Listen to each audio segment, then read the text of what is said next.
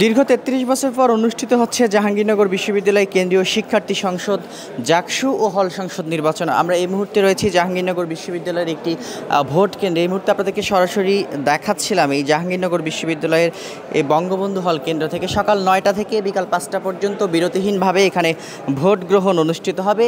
আপনাদেরকে যদি একটু বলে রাখি, জাকসুতে এবারে মোট ভোটারের সংখ্যা 11,743 জন। এর মধ্যে ছাত্রী 5,728 এবং ছাত্রের সংখ্যা 6,015 জন। কেন্দ্রীয় সংসদে মোট 25টি পদে লড়ছেন 177 জন প্রার্থী। একই সঙ্গে 21টি হল সংসদের নির্বাচনও অনুষ্ঠিত হচ্ছে।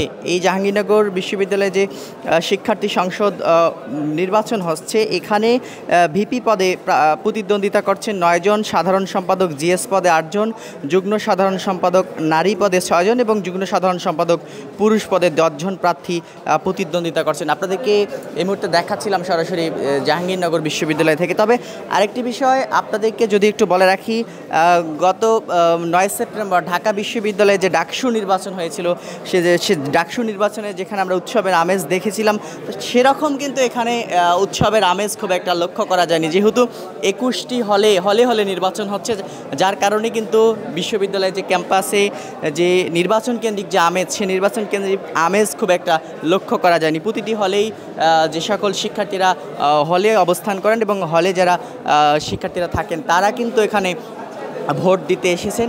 মূলত এখানে প্রত্যেকটি হলে ভোটার সংখ্যা বলা যায় যে খুবই কম, 500 বা 600 700 এমন ভোটার সংখ্যা। তবে আরেকটি বিষয় আপনাদেরকে যদি বলে রাখি, জাহাঙ্গীরনগর বিশ্ববিদ্যালয়ে এই যে আজকে যে ভোট হচ্ছে, ছাত্র সংসদের ভোট হচ্ছে, এই ভোটে আমরা দেখেছি যে বিশেষ করে নারী হলগুলোতে পুরুষ সাংবাদিকদের প্রবেশ করতে দেওয়া হচ্ছে না, তেমনটি কিন্তু আমরা দেখেছি। প্রত্যেকটি হলের পরিবেশেই কিন্তু এমন, নারী যে হলগুলো রয়েছে সে হলগুলোতে পুরুষ সাংবাদিকদের নিষেধাজ্ঞা দেওয়া হয়েছে, সেখানে প্রবেশ করতে দেওয়া হচ্ছে না। এবং অনেকেই অভিযোগ তুলছেন যে যেহেতু সাংবাদিকদের প্রবেশ করতে দেওয়া হচ্ছে না, ভিতরের পরিবেশ কেমন কি হচ্ছে সেটি কিন্তু জানার সুযোগ নেই। শুধুমাত্র নারী সাংবাদিক যারা রয়েছেন তারাই কিন্তু ভিতরে প্রবেশ করতে পাচ্ছেন।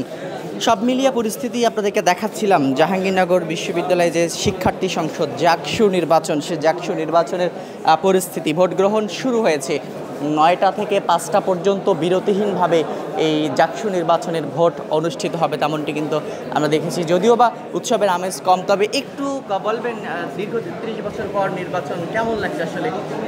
হ্যাঁ, অবশ্যই এটা অনেক উৎফুল্লের ব্যাপার যে আমরা শিক্ষার্থীদের যে আকাঙ্ক্ষার একটা প্রতিফলন, সেটা দেখানোর একটা প্ল্যাটফর্ম আমরা নির্বাচন করতে চলেছি। এটা নিয়ে আমরা অবশ্যই অনেক আশাবাদী। আর সকাল যে টাইম থেকে নির্বাচন ভোট শুরু হওয়ার কথা ছিল, আসলে এই টাইমটা অনেক বিলম্বিত হয়েছে। এটা নিয়ে আমরা আসলে প্রশাসনের প্রতি অনেকটা হতাশ। কম সংখ্যক ভোটার প্রতিটি কেন্দ্রে, তবুও এত বিলম্বিত হওয়ার কারণ কি? এবং আমরা উৎসব দেখছি না, নির্বাচন কেন্দ্রিক খুব একটা উৎসব পরিলক্ষিত হচ্ছে না। ডাকসুতে আমরা যেমন দেখেছিলাম ভোটারদের উপস্থিতি, দীর্ঘ লাইন, তেমন নেই। সব মিলিয়ে এত বিলম্ব কেন এবং এই উৎসবের আমেজ কম কেন? আসলে উৎসবের আমেজ কম বলতে উৎসবের আমেজ আছে, কিন্তু এখানে শিক্ষার্থীরা সারাদিন ব্যাপী যেহেতু ভোট দেবে, আর আমাদের হলে অ্যালোটেড সংখ্যা ধরেন 550-500 অ্যাভারেজ এরকম।